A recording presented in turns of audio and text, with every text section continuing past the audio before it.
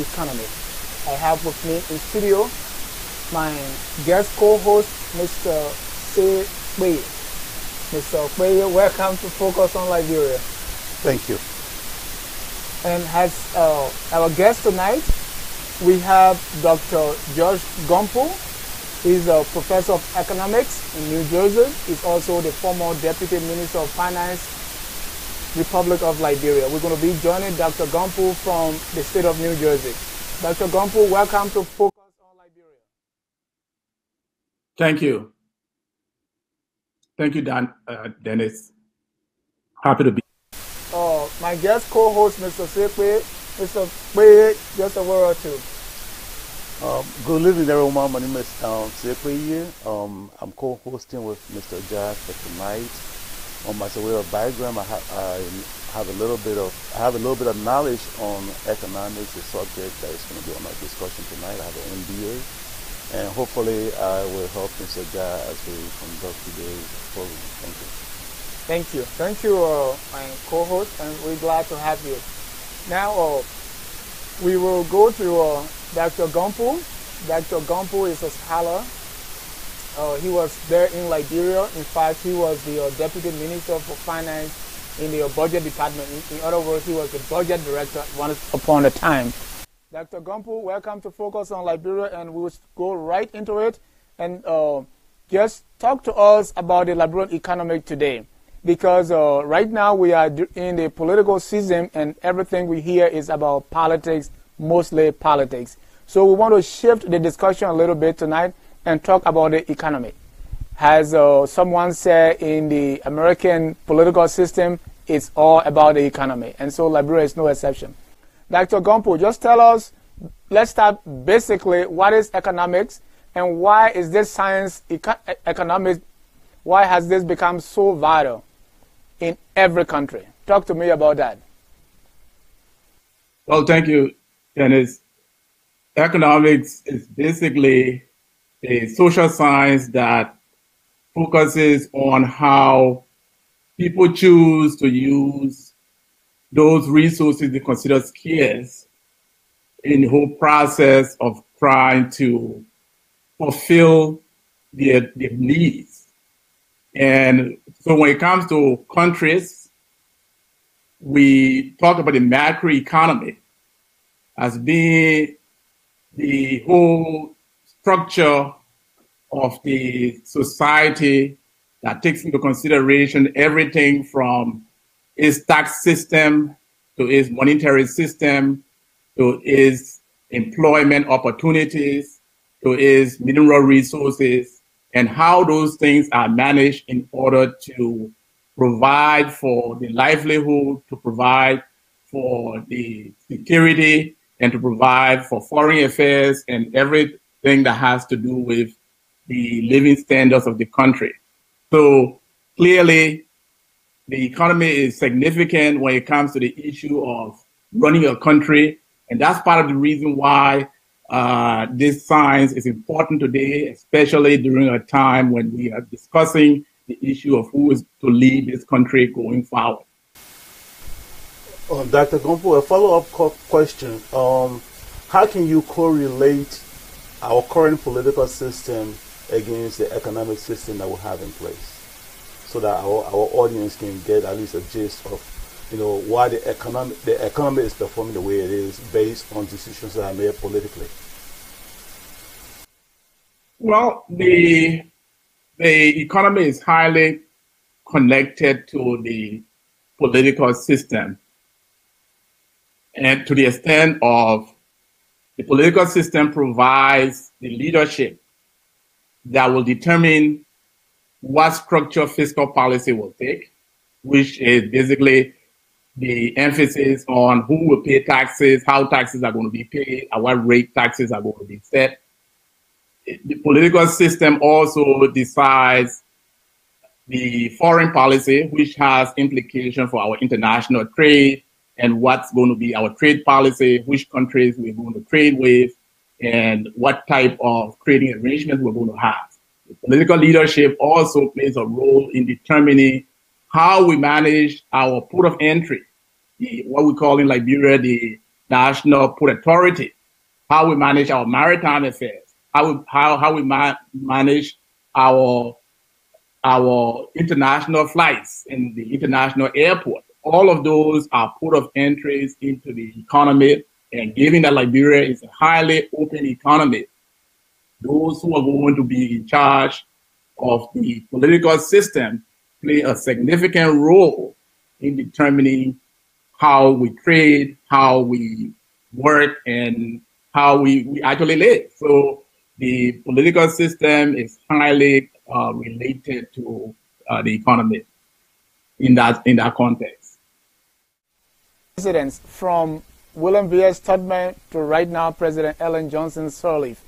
If you can just give us a brief overview. I remember people from my father's generation, they look at things like, oh, the Tubman era was better because this thing, was 5 cents and all the way. If you don't mind to briefly give us just an overview to gauge the Liberian economy from the time of President Tubman to President Sirleaf. So if you go as far back as 1960 till now, one of the things you will find is that our economy is not significantly different in terms of the kind of policies that are in place.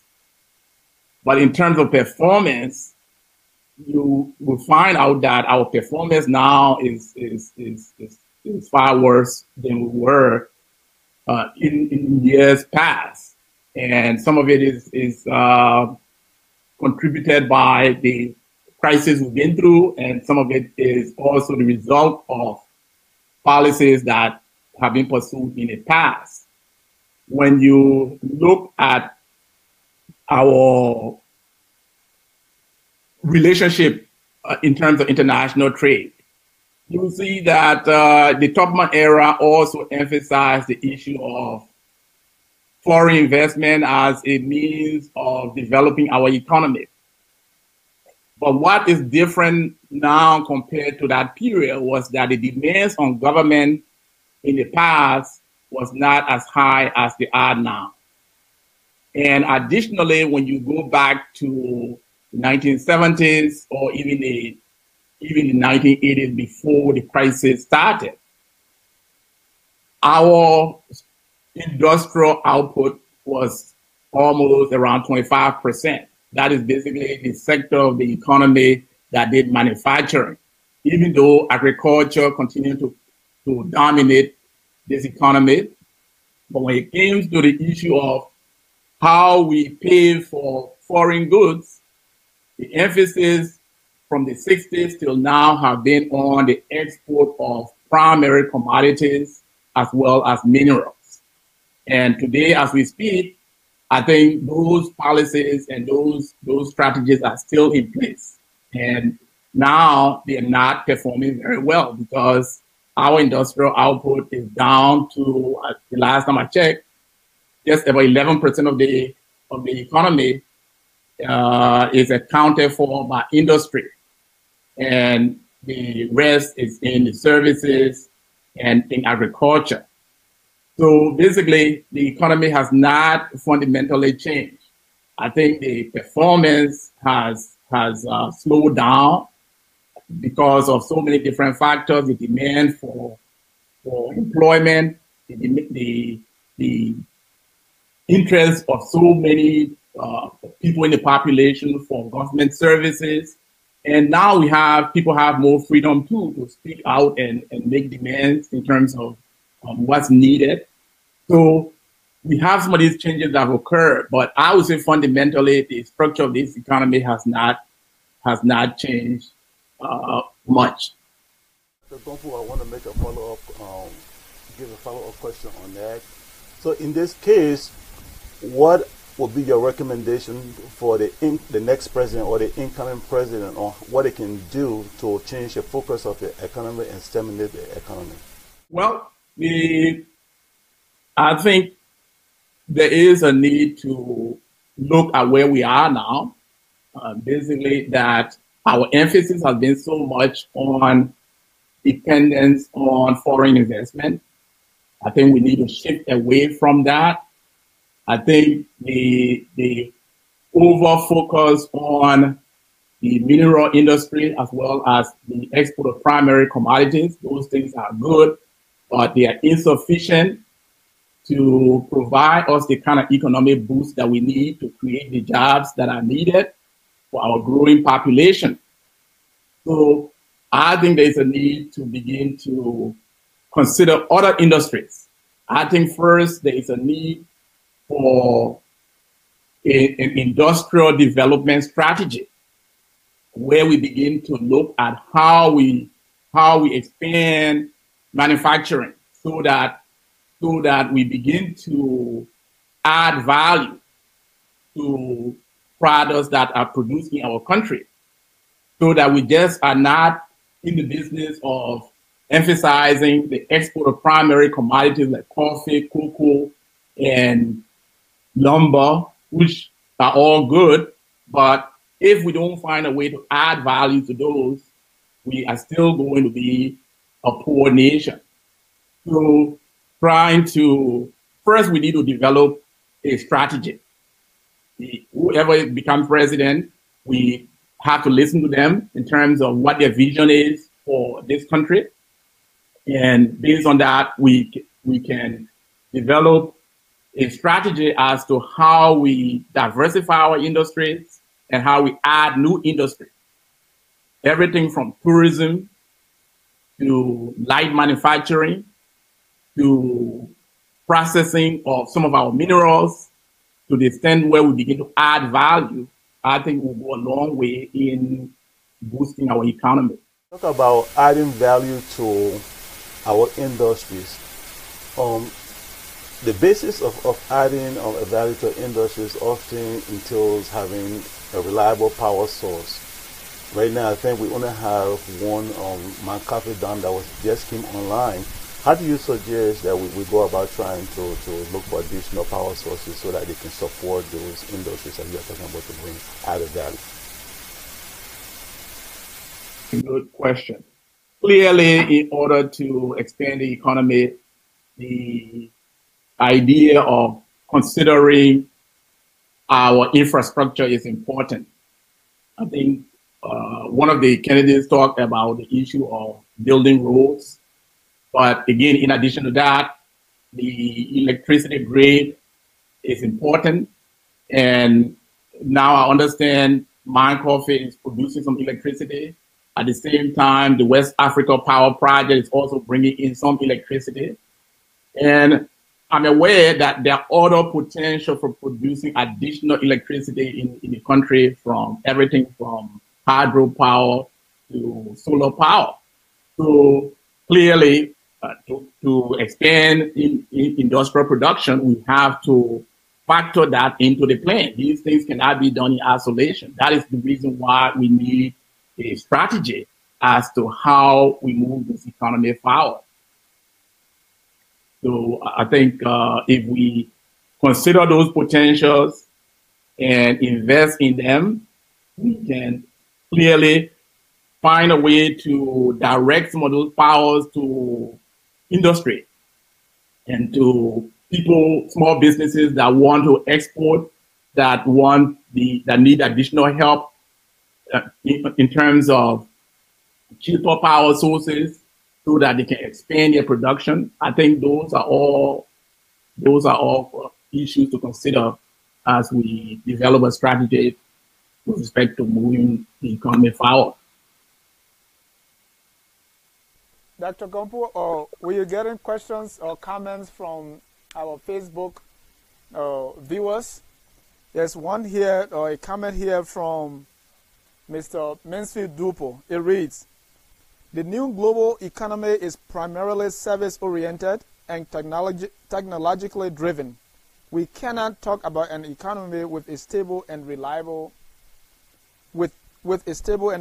electricity. Without. We cannot talk about an economy without a stable and reliable electricity." Mr. Dupo has a point, isn't he? Clearly, you need power. You need power, and that's what we just emphasized. You really cannot develop industry if you don't have power. But we should remember that other countries, there are a number of other countries who have come from where we've been and from where we are. And they found a way to produce power and to produce reliable power. And I think that that's part of the reason why we have to look at this thing comprehensively. Not only should we look at the issue of industry per se, but we also have to look at the educational system as well, because if you're developing power sources or you're trying to maintain, develop, and sustain your source of power, you need human capital that will manage it and that will also support it. So in doing that, you cannot rely on your foreign partners alone in order to develop your economy. So that's the reason why we recommend that we take a comprehensive look at the whole economy, at the various sectors, and consider developing a strategy as to how we move forward that factor in the availability of power as well as the development of human capacity to maintain our power source so that we can supply power to our industries. Thank you. And I want to take you back to your earlier comment on the political system and the impact it has on the economy. I think you wrote a paper on that when you spoke about how the political system or the presidents have made bad decisions in appointments based on kinship to the central bank and on the banking institution, and that caused a financial crisis in the 90s and later in the early 2000s. I want you to speak more on that for those who didn't read your paper on, the impact of these political interactions with the banking system and how it caused a financial crisis. Yeah, I think the issue of our constitution is very clear on the prohibition of nepotism when it comes to appointments in government and in significant positions across the economy. In order to develop, we have to create a system that is based on merit, because it is the value of work, the value of earnings that is computed when it comes to the strength of the economy and the size of the economy.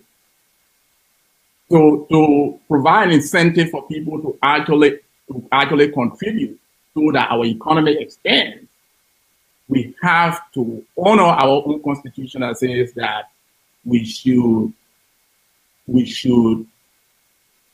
avoid nepotism when it comes to government appointments and other kinds of appointments. So when you look at the financial sector and people are appointed to be bank governors or bank managers based on their relationship with someone, irrespective of their technical preparation, then what happens, they get into those positions and then they want to just basically bring their relatives along. And in most cases, it becomes very difficult to ensure that those relatives are going to perform consistent with the rules of these institutions. And when they are in violation, it becomes difficult to enforce the law as well.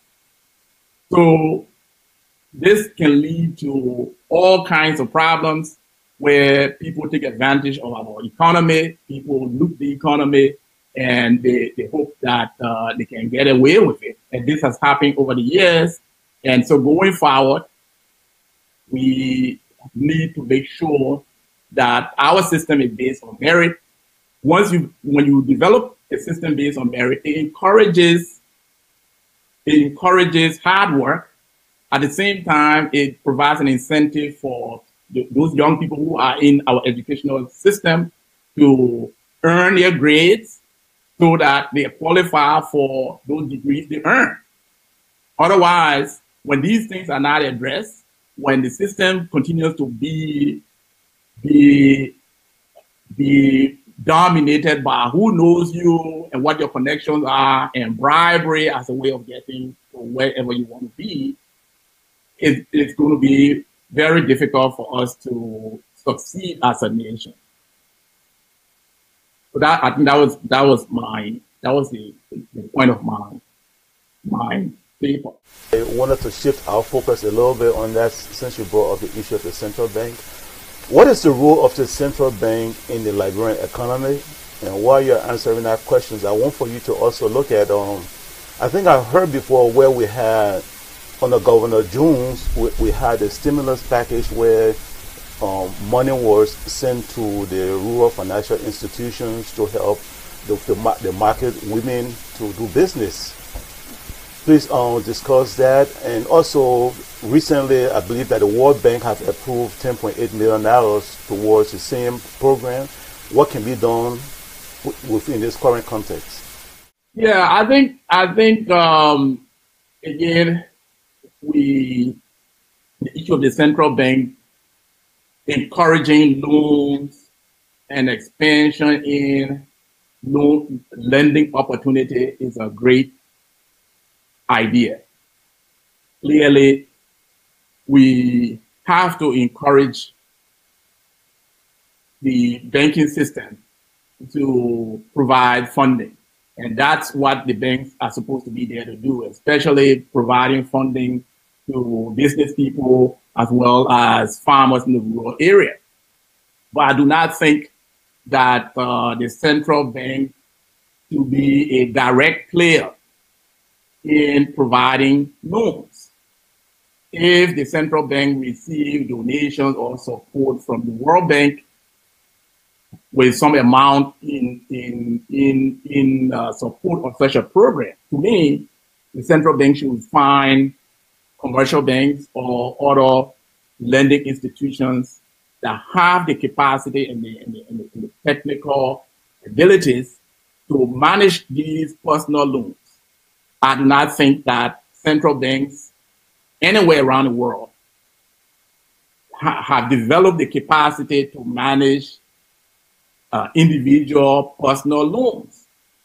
And so when central banks begin to engage in direct lending or basically choosing who to lend to, especially at the personal level, sometimes it can be interpreted as the central bank becoming more political than just staying professional.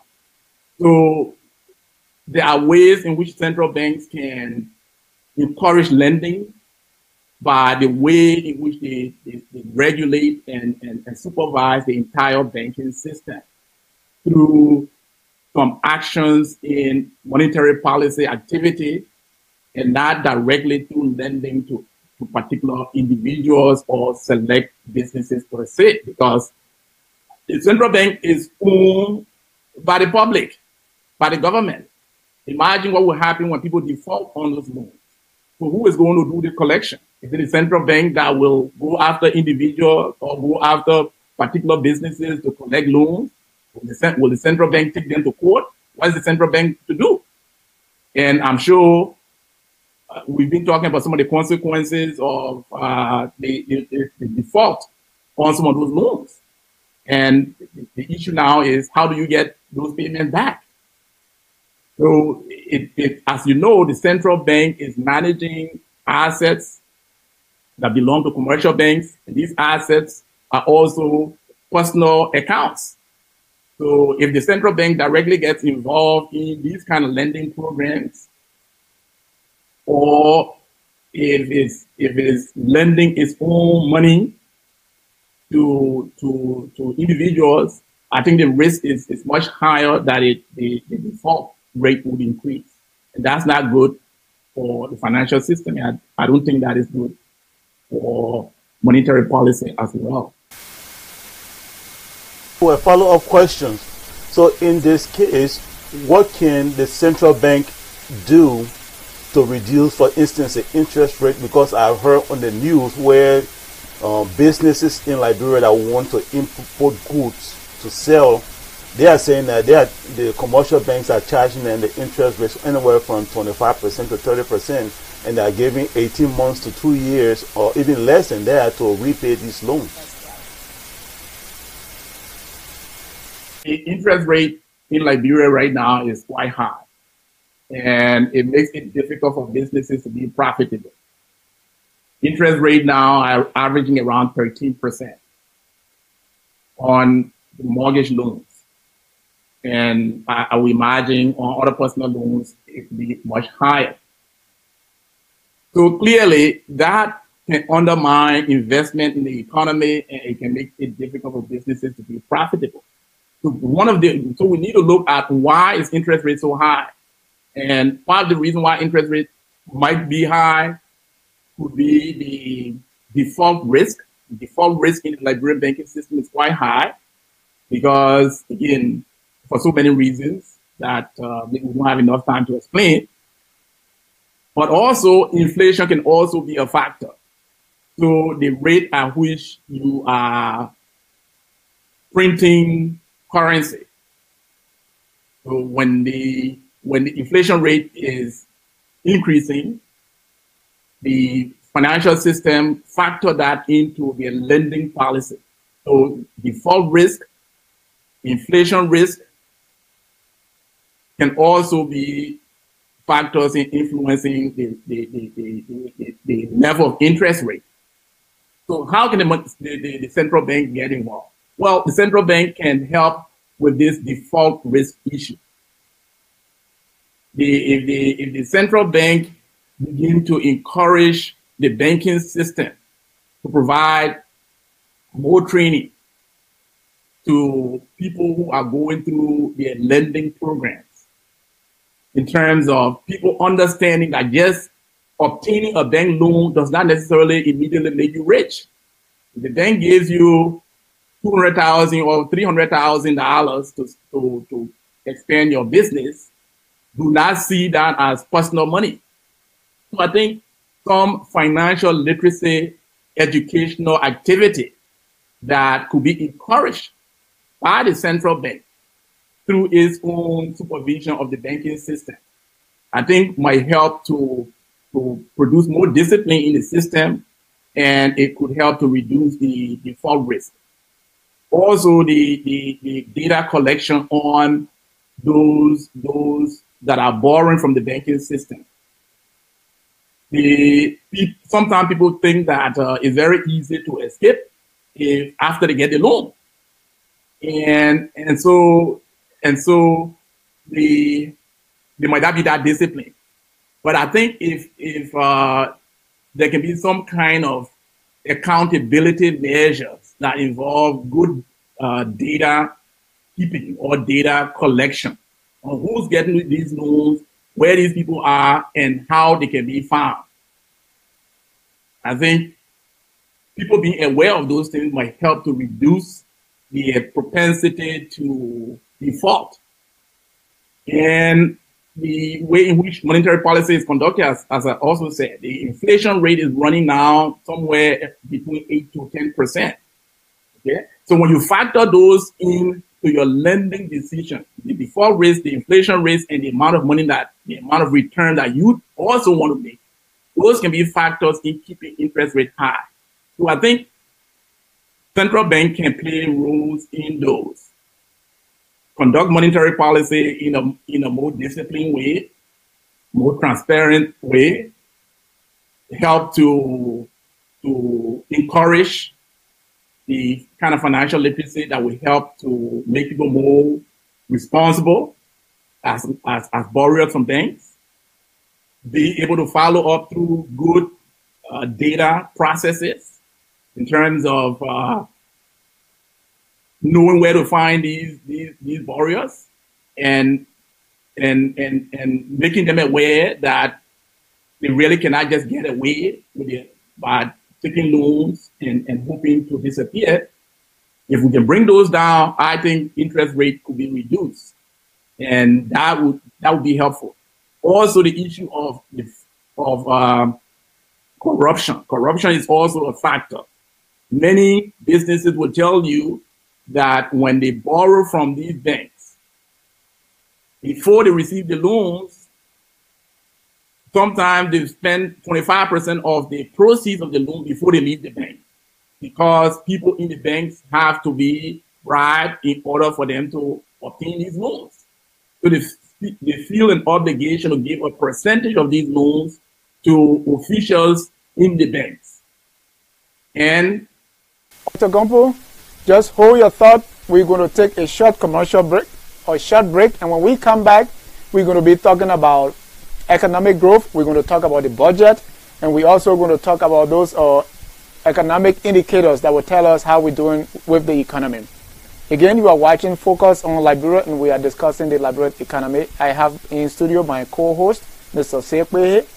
Please stay where you are. We're going to be right back.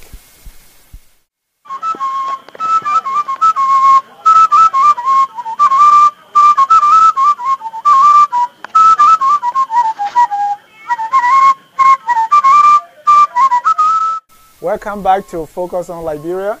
We are discussing the Liberian economy with guest Dr. Gompo, that's an assistant professor.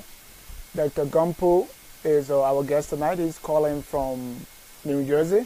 I have with me my co-host, Mr. Sekwehe. I call him the well-rounded Sekwehe. He got a degree all over the place. Mr. Se, thanks for coming in to co-host this thing. Thank you. All right. Dr. Gompo, we want to come back from anytime, we want to talk about our economy, and so we want to talk about economic growth. So let's look at the Liberian economy. Is it growing, and how do we know that the economy is growing? Well, the growth of the economy is measured in a number of ways. The growth of the economy just is referring to the rate or the percentage change in the gross domestic product. And that gross domestic product is just the market value of all of the goods and services, final goods and services produced in the economy in the year. So normally it's measured from year to year. When you look at the GDP value from one year to another, that tells you whether the economy is expanding or the economy is shrinking. Now, another way to look at growth as well is to not only look at the size of the economy per se, but to adjust the size for what is called the GDP per capita. That is the output per person. And looking at those indicators, what the GDP is telling us is that the growth rate in the economy has slowed down. The latest report for 2016 indicated that for that year, the economy grew by less than 1%. The central bank reports that the growth rate was half of 1% in 2016. And so in 2017, there are indications that the growth has even slowed down further, and it could be in zero or maybe negative territory. But sometimes it's good to look at growth over a longer period of time. So when you look at the growth rate of the Liberian economy from 1960 to about 2016, you see that the growth rate registered somewhere around 2%. So that's the long-term growth in terms of long-term performance. So that is really low growth and not good enough to keep up with where we need to be in order to provide for the growing population. Our Facebook is blowing up. I have, and there are some of them that I agree with you, Dr. Gompo. First here from Professor Momo Dudu. He's saying should the central bank be in the business of lending to individuals and institutional borrowers, or should that be the function within the purview of the commercial banks, with the central bank being a monetary and supportive authority? I think you answered that already, but if you can throw a little more light. Yeah, I think I emphasize that the central bank does not have the capacity, is not set up as an institution to give personal loans. Because to give personal loans, you have to have the infrastructure. You have to have the credit history of individuals who want to borrow from you. And that is what the commercial banks and other lending institutions tend to specialize in. So the central bank cannot develop that kind of capacity overnight. So anytime the central bank gets involved in direct lending, that is a recipe for disaster. And we've seen that over and over again in the banking crisis that occurred in Liberia before the Civil War. And we don't want to really get into that territory again. Let me come. I think you answered that enough. Isaac Settled, as another person on Facebook, say our country depends on external revenue for survival. Can the government of Liberia begin to create state enterprises that will generate revenues for the government and at the same time employ citizens? A very good question. And I think that question leads us into the issue of whether or not the government should sell off its state-owned enterprises. The government has a number of state-owned enterprises that are revenue generating. If you look at the National Port Authority, you look at the Liberia Petroleum Refining Corporation, Maritime Affairs, the Bureau of National Social Security Corporation. These are all agencies of government or state-owned quasi-independent agencies that you may call them. Many of them have been doing well in terms of revenue generation. And so there's the argument as to whether the government should spin off these agencies because of the potential for corruption. So clearly, the government, if it can find a way to manage these state-owned enterprises well, including the LEC, the Water and Sewer Corporation, these could be significant means for government to generate revenue and for government to also support other industries that could help to create jobs. As a budget director, we want to shift to the budget. And so let me bring in my co-host, Mr. Kwe. Thank you, Mr. John. Dr. Gompo, I wanted to ask, what is a budget and what process goes into developing a budget?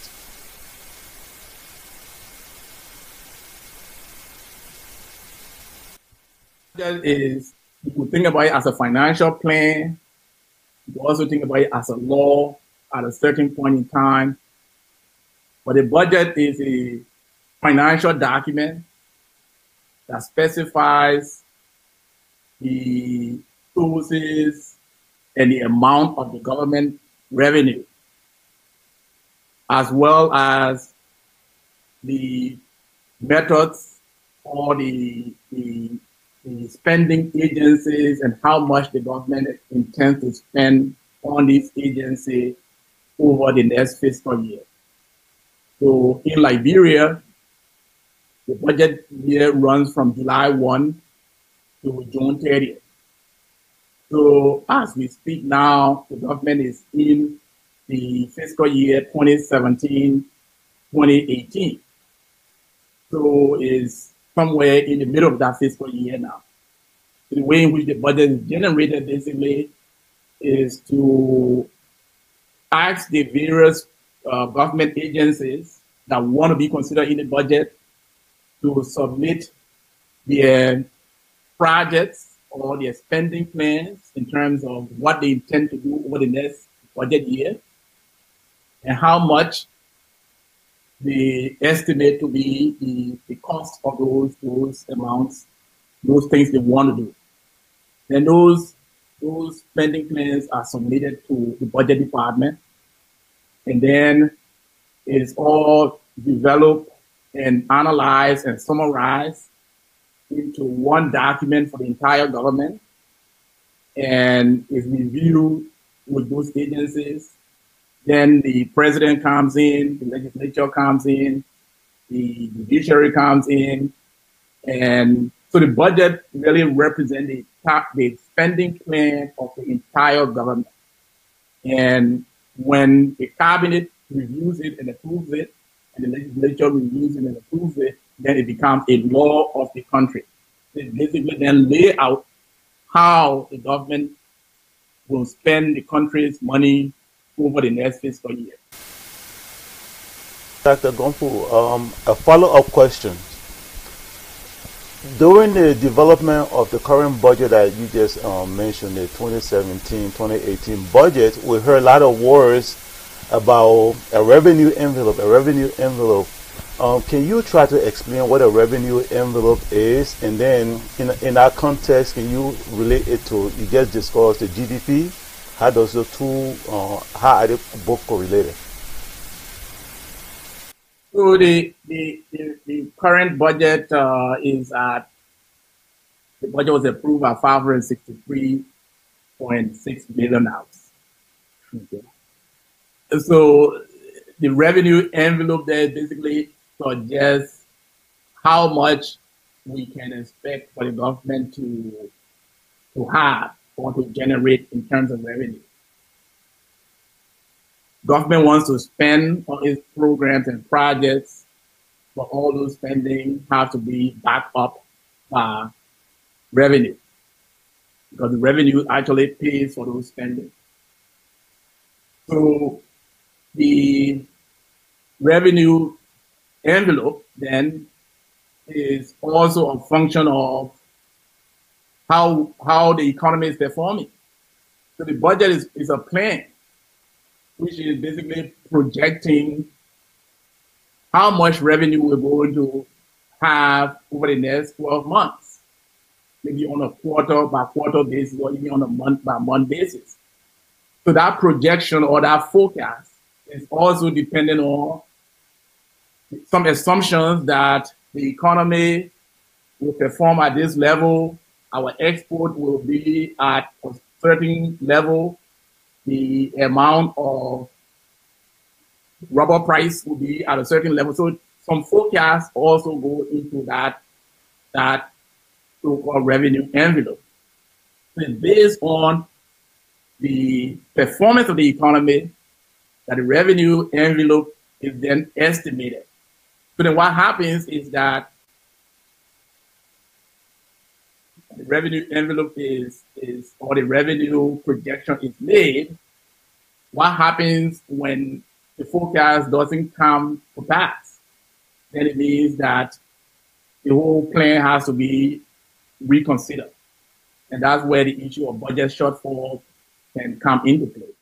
I have a question on Facebook, and it also ties in with our budget, because on the budget you have the revenue side and you have the expenditure.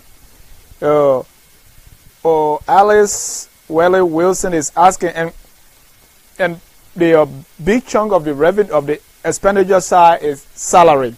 So there's a question on Facebook from Welly A. Wilson. Says Liberia does not make USD but lavages the currency by paying huge salaries in United States dollars. How do you deal with such?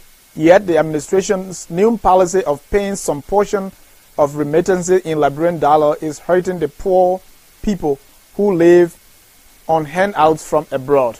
So let's talk about within the context of the budget, the salary, the expenditure side.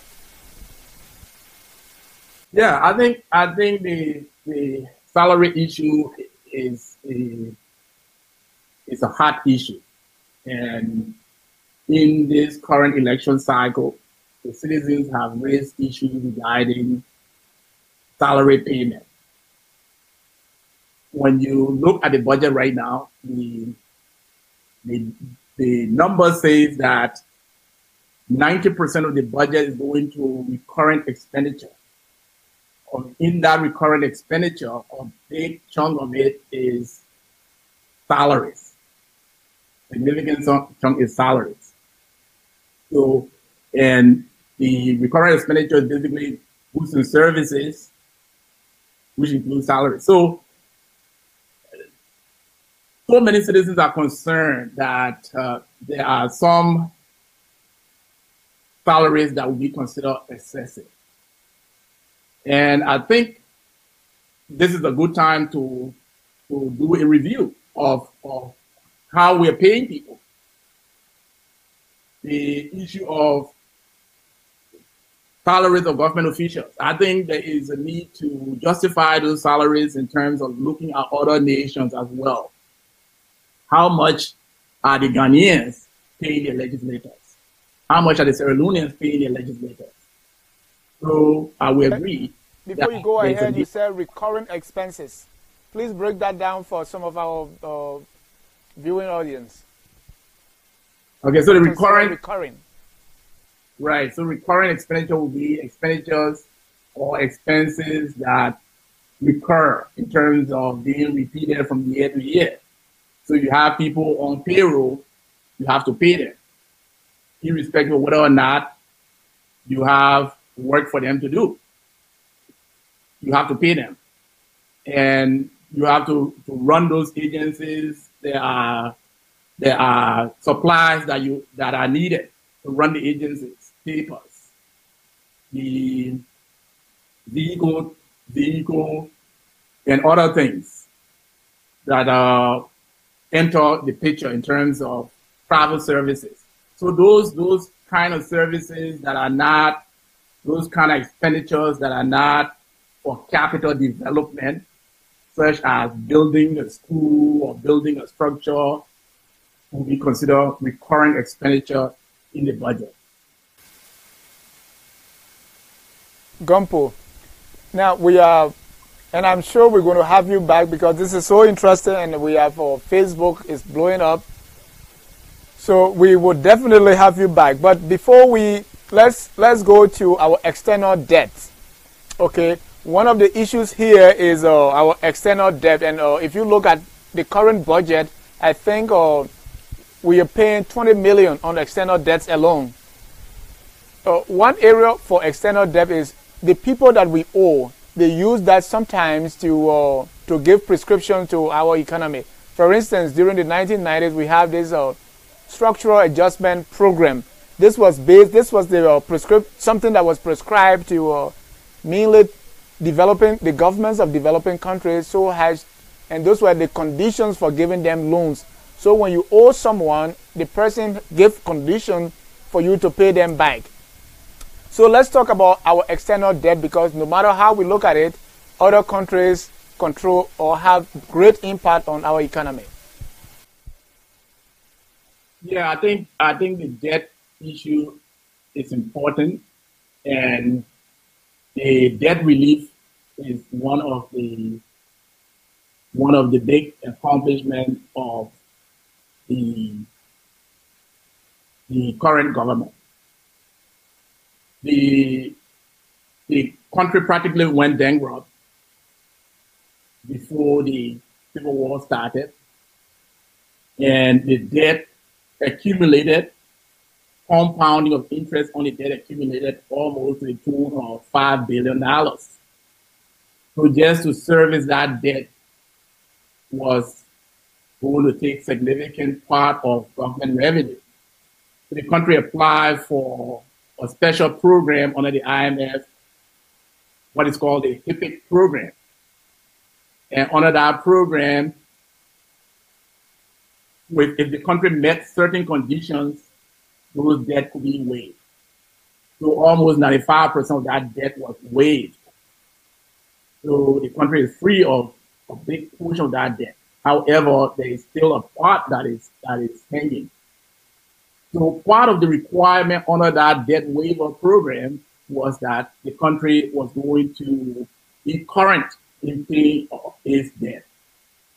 So in terms of where the priority should be, it was agreed that the country has to service its debt. So those outstanding debt have to be serviced. And at the same time, the country Liberia has been borrowing additional amounts to pay for some of the infrastructure and for other type of activities in the country. So the debt is accumulating again. And if you want to have good credibility with the international community, you have to continue to pay your debt, because again, the IMF and the World Bank, these are important institutions. You want to maintain good record with them, which implies that you have to be current on your debt. It's like having your credit card. You have to make your payment regularly. You cannot default on your payment, otherwise it goes on your credit. So that is why you still see payment of debt or debt servicing within the budget. But going forward, we have to be wise when it comes to the issue of borrowing. We should make sure that when we borrow, the proceeds from the debt is spent in a way that generates a lot more income than what we borrow, so that we can pay off that debt and still be better off. Because sometimes some debt are bad debts, so that you borrow and then you still need to borrow some more, and then eventually you go bankrupt. So those are all areas where we need to do serious consideration as we move forward as a nation. You mentioned the World Bank, and you also mentioned the HIPC process. At the time that the Liberia was approved under the HIPC process, the World Bank also extended to Liberia $900 million in special drawing rights. Can you please explain for our audience what the drawing rights is and how does it correlate with our exchange rates? Yeah, I think the special drawing rights is some type of credit that the International Monetary Fund provides for countries at the International Monetary Fund. Because part of what the International Monetary Fund does is to come to the rescue of countries in a time of liquidity need, so that if it is engagement in international trade, if it needs some additional funding to pay off a particular country or to fulfill some type of international obligation, it needs to have an account somewhere. So that special drawing rights is almost like some kind of credit facility where the International Monetary Fund does these allocations, and the size of your special drawing right is an indication of the level of credibility that the international financial community has in a particular country. So a large SDR is a positive thing in terms of how it makes the country look financially.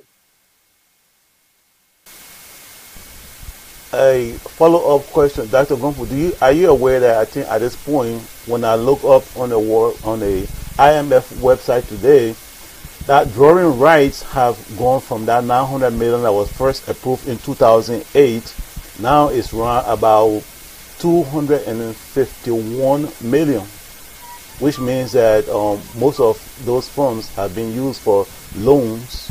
So my question is, how do you foresee our budget in the future, in the sense that our GDP, looking at our current GDP, I think the 2016 says that we had 900 million in our GDP. How can we support a budget of almost 565 million?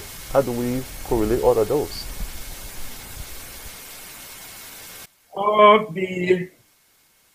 The budget, as we said, the budget is a plan, and that plan is basically a forecast of what you intend to spend. and how much you expect to generate in terms of income. And your GDP, the GDP figures are basically based on previous year. Okay, so previous year figure. Again, the GDP can be measured in different ways, but the GDP is giving you your income, the income giving you a data on the income you earn in the previous year. Okay, so GDP is income the country made in the previous year. Whereas the budget is basically saying this is how much we intend to have as income in the coming year. So from some of the reports I've gotten, the budget at which was approved at $563 million has hit some tough spots, and it has been adjusted. So most of the time, I think the best kind of figures to look at is what is called the fiscal outturn. Because the fiscal outturn tells you, based on the last year's budget, how much you actually got. Yeah, because the budget is a plan, is a law, okay? There is no obligation that the total revenue you will actually get will be $563 million. When you look at the fiscal outturn, that tells you how did the budget perform. You see, and so far from what we've been seeing, the budget has been underperforming in terms of the actual numbers not matching what is projected. So clearly the budget and the GDP figure need not be exactly the same number. And from all indications, it looks like we need to have you back because we have just scratched the surface of the Liberian economy, and there's still more to talk. For those of you who are on Facebook, I know you have been posting some comments. Dr. Gumpo, out of some free time, will go on Facebook and answer some and respond to some of those questions and inquiry. But my last question, Dr. Gumpo, before we let you go, is the question that people will ask all over the world. Are Liberians better off today than they were, say, 10, 20, or 30 years ago? Better off today than 10, 20, or 30 years ago. That's a loaded question. I think I would say the answer would be it depends. If you compare where we are today to where we were in, say, 1995 or 1993 during the Civil War, you would say that we're better because, again, people are free and people are in peace. But if you compare where we are today to where we were before the war started, or where we were in 1980, or where we were in 1970, I would say that we are worse off. So our performance as an economy is still far below our pre-war level. Far below our pre-war level. The GDP per capita, the latest figure that have been reported, is somewhere around $362, okay, per person for 2016. Okay, in 1972, GDP per capita was somewhere around $1,600. Okay. And at the time, in 1989, GDP per capita was over $800. So when you look at GDP per capita, that is the income, the average income per person today, we have not even reached 50% of where we were before the war started. So clearly things are really, really tough. The economy is facing so many challenges. So we are better off than we were during the war, but we're worse off than we were before the war. So we have a lot of work to do.